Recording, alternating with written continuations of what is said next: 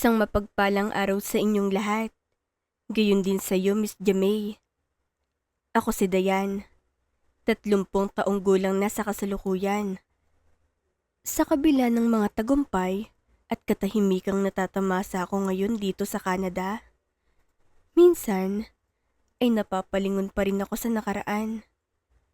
Masakit, mahirap, at halos pumutok ang dibdib ko sa tuwing maaalala ko kung paano ako nagsimula.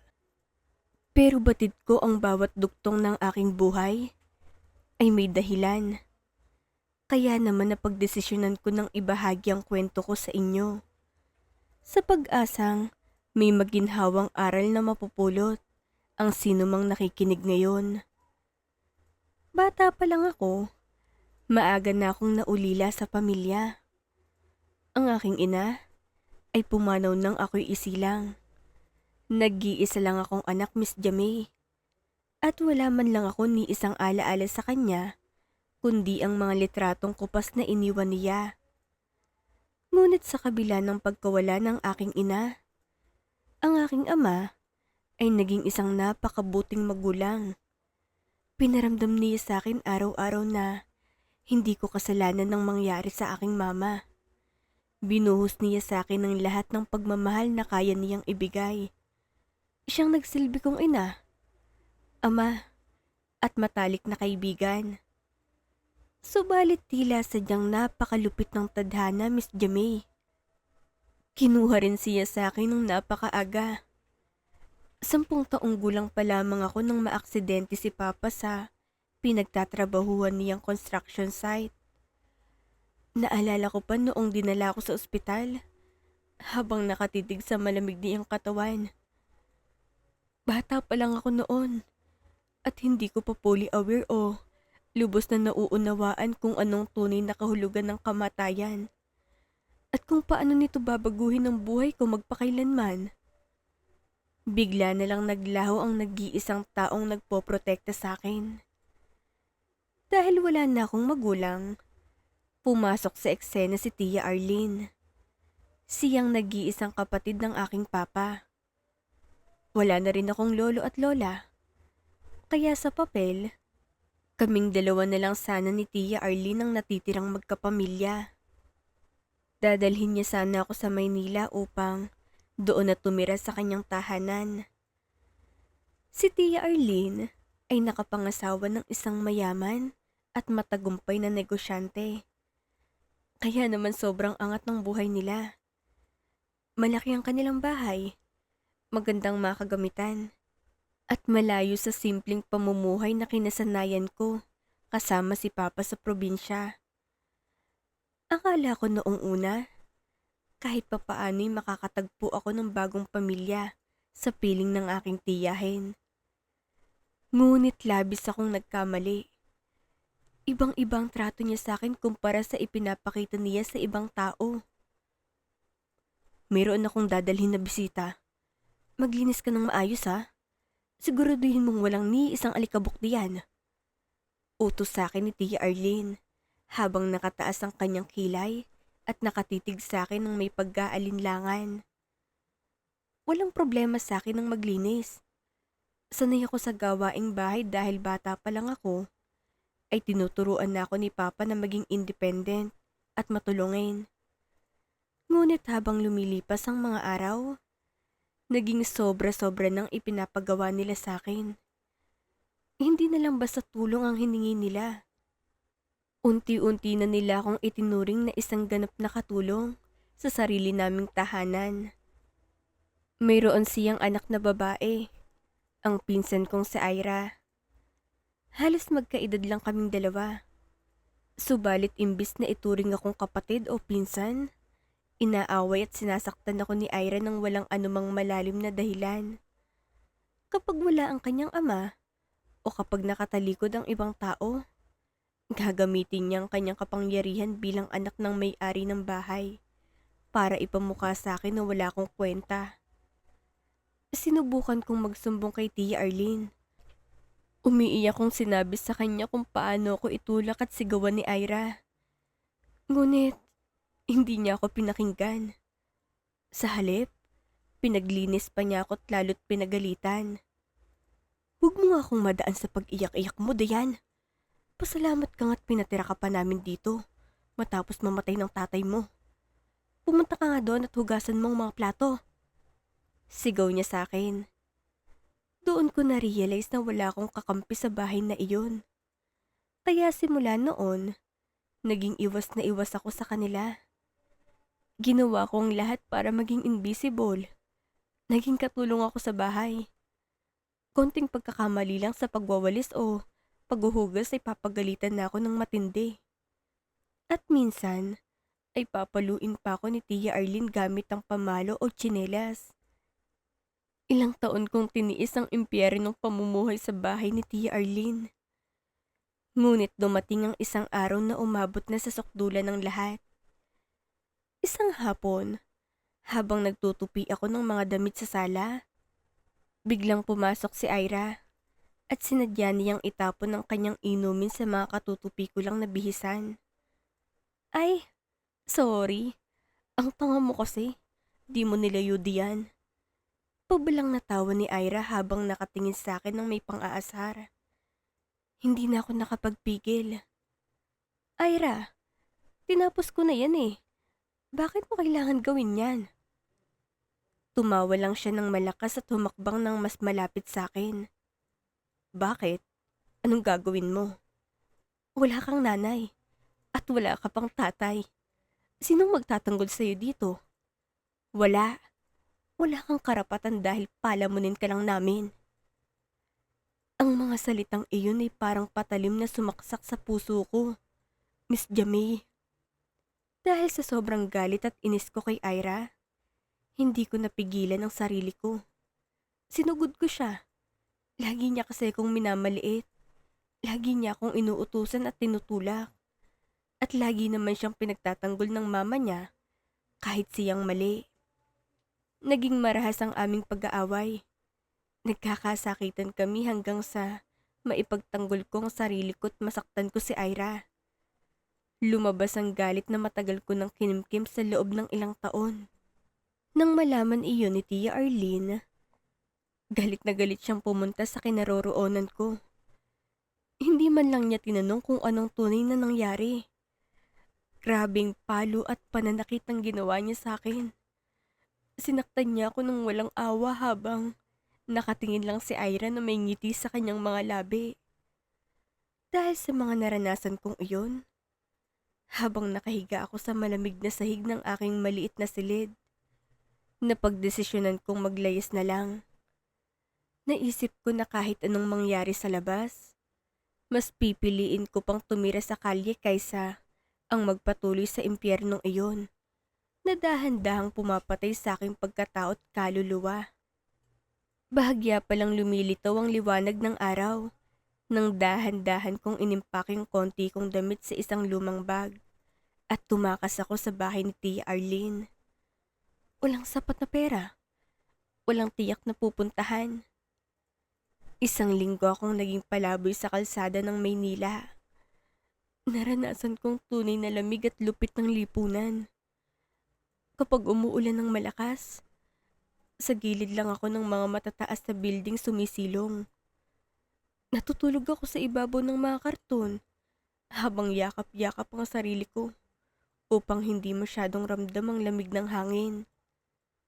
At para lang makakain, naghahanap ako ng mga tirang pagkain na tinatapon ng mga kainan o kaya'y nagmamakaawa sa mga taong dumadaan. Hanggang sa dumating ang araw na babago sa buong buhay ko. Isang araw na lubhang napakalakas ng ulan. Nakasilong ako sa gilid ng isang malaking gusali sa lungsod.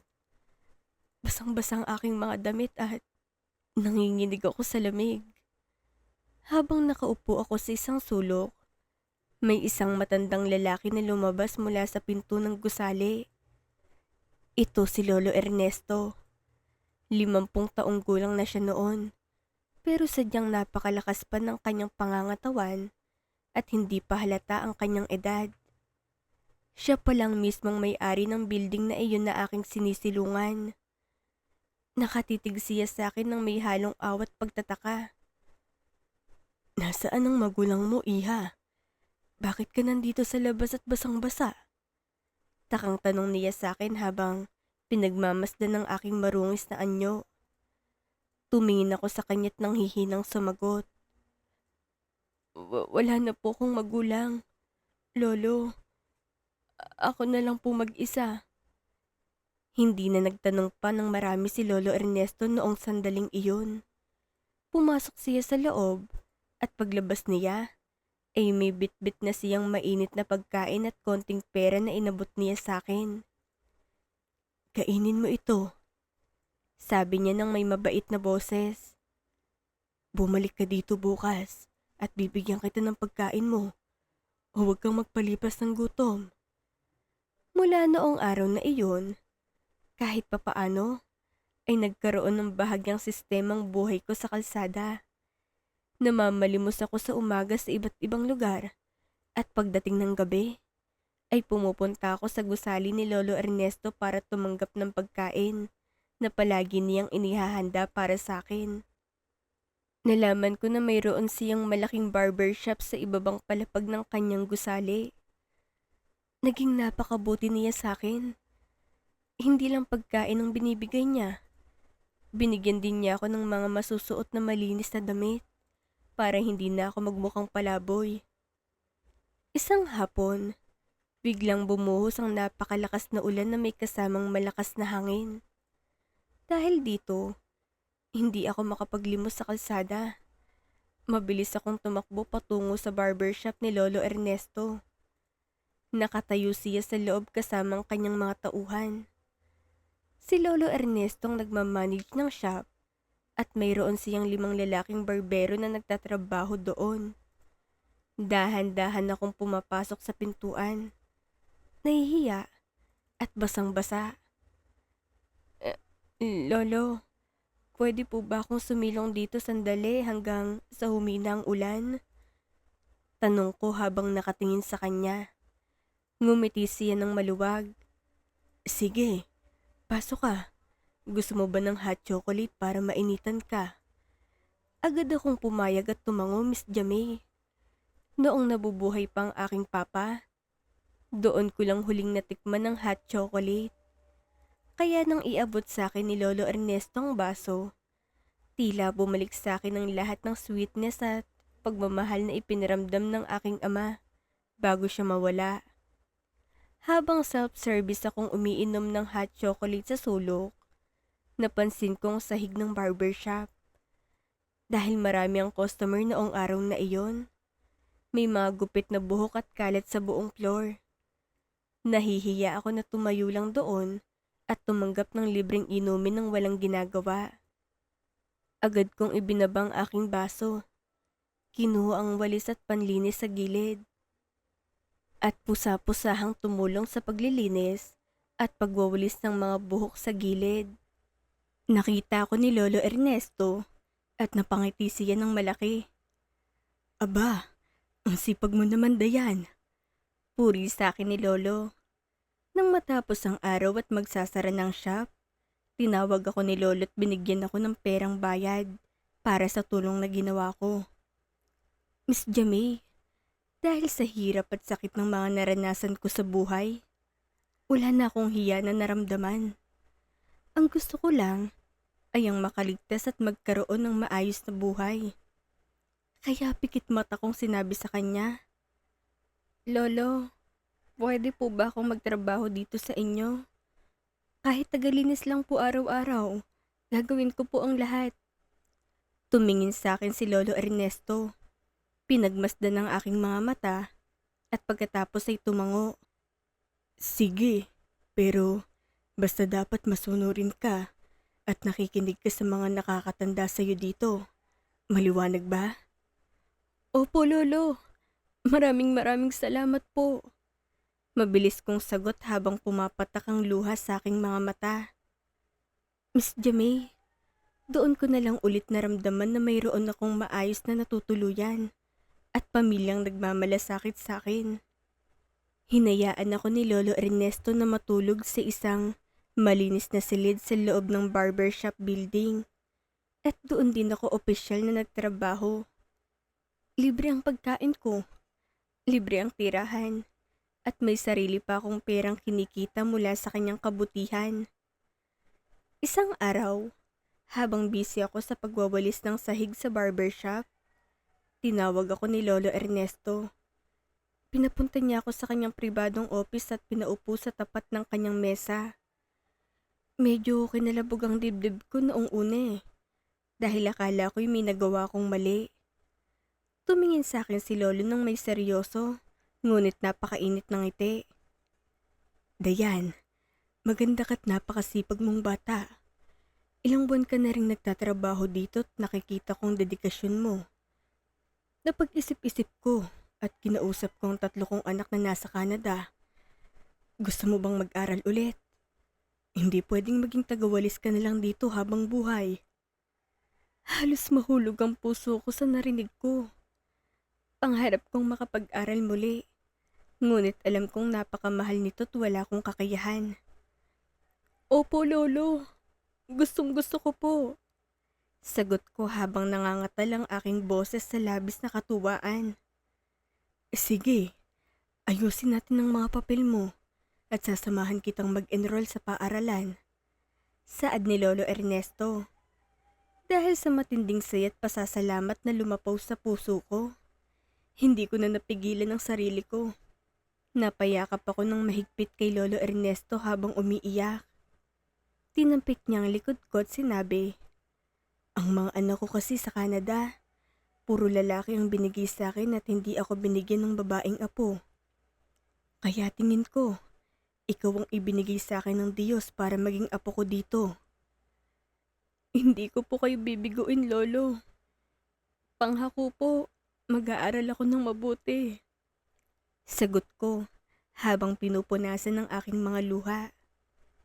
Miss Jamie, sa mga sandaling iyon, naniniwala talaga ako na baka magmakaawang mama at papa ko sa Panginoon para bigyan ako ng isang taong magiging mabuti at magtatanggol sa akin.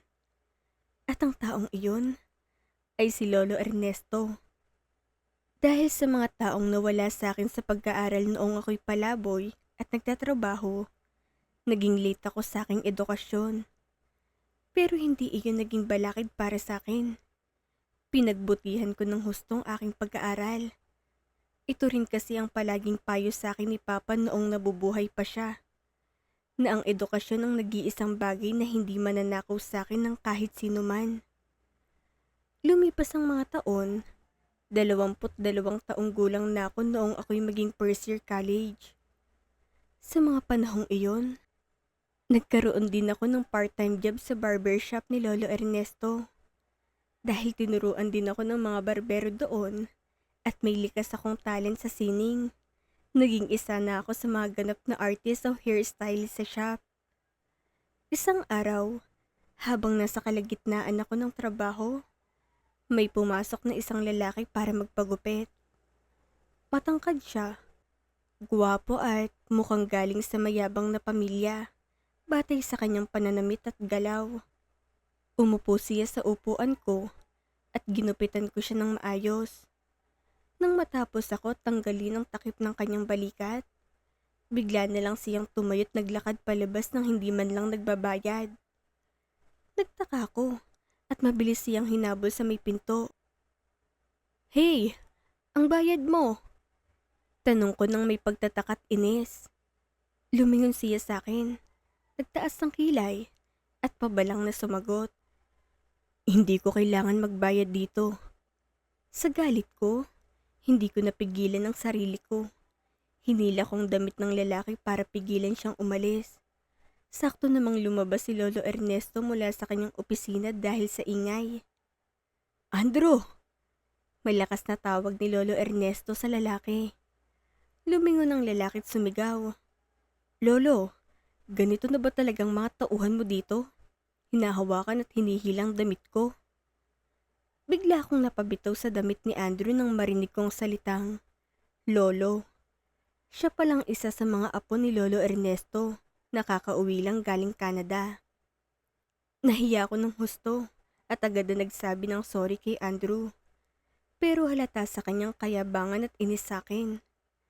Simula noong araw na iyon, naging madalas ng pagpunta niya sa shop. Palagi niya akong iniinis, pinaparinggan, at ginagawa ng mga biro. Pero pinilit ko na lang siyang hindi pansinin dahil ayokong makagawa ng gulo sa pamilya ng taong tumulong sa akin. Hanggang sa isang araw, umabot sa puntong nagkapisikalan at nagkaroon kami ng matinding argumento ni Andrew sa loob ng shop.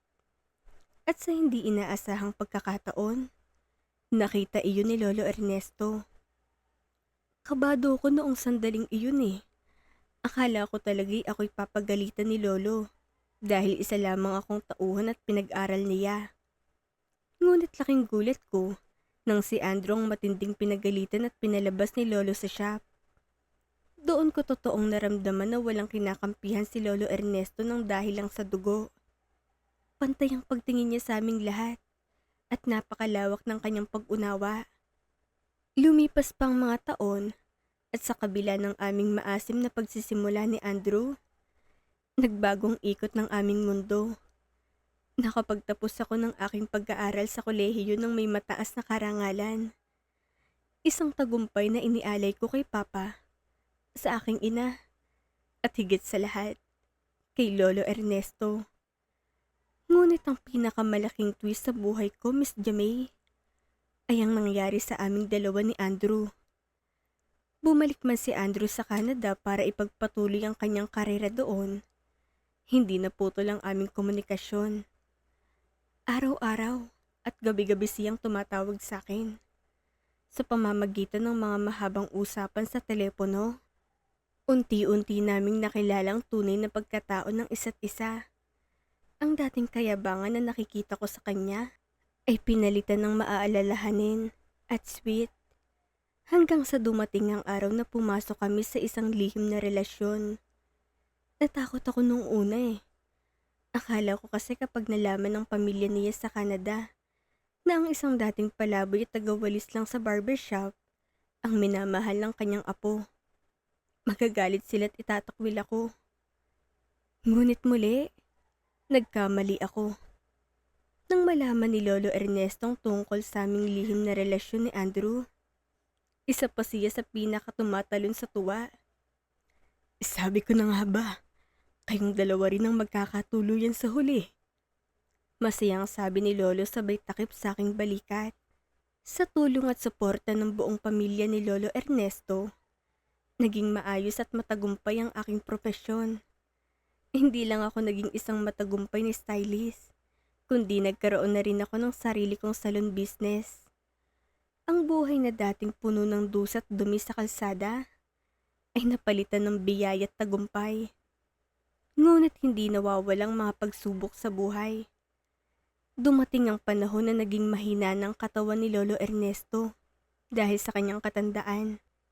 Nang malaman kong hindi na siya makakapagtrabaho at kailangan na niyang mamalagi sa bahay dahil sa kanyang kalusugan, grabe ang iyak ko. Pumunta ako sa kanyang kwarto, lumuhod sa tabi ng kanyang kama at humagulgol ng napakalakas habang hawak ang kanyang mga kamay. Tumingin si Lolo sa akin, umiling habang nakatatawa ng mahina. Hoy, Dayan, hindi pa ako patay. Bakit ka ba humahagulgol diyan na parang libing ko na? Napangiti ako sa gitna ng aking mga luha. Salamat po, Lolo. Salamat po sa napakalaki at napakataba ninyong puso na ibinigay ninyo sa akin noong walang-wala ako. Maraming taon pang lumipas. Si Andre paulit-ulit na akong inaaya na lumipad patungong Canada upang doon na kami permanenteng magsama at magpakasal. Ngunit sa loob ng mahabang panahon, pilit ko itong tinatanggihan. Ayokong iwan si Lolo Ernesto. Kahit na mayroon siyang sariling private nurse na nag-aalaga sa kanya araw-araw. Gusto ko na ako mismong nagpapakain, nag-aasikaso, at nagmamahal sa kanya bilang pagbawi sa lahat ng ibinigay niya sa akin. 4 na taon ko siyang inalagaan ng buong puso. 28 taong gulang na ako noon. At bagamat napakahaba na ng panahon na magkasama kami, Alam ko sa sarili ko na darating at darating ang araw. Naiiwan na rin kami ni Lolo dahil sa kanyang edad. Nang maramdaman ni Lolo na sapat ng kanyang gabay sa akin at nais na niyang makitang magkasama kami ni Andrew ng tuluyan, siya mismong nakiusap sa akin na lumipad na patungong Canada. Dayan, pumunta ka na sa Canada. Naroon ang hinaharap mo kasama si Andrew. Masaya ako sa lahat ng nagawa mo para sa akin. Huling bilin niya sa akin bago ako umalis. At ngayon, Miss Jamay, nag-uusap tayo habang ako'y nasa Canada. Masaya na kaming kasal ni Andrew at patuloy na bumubuo ng aming sariling pamilya. Habang nananatiling magandang kalagayan at ugnayan namin sa aming mahal na Lolo Ernesto sa Pilipinas.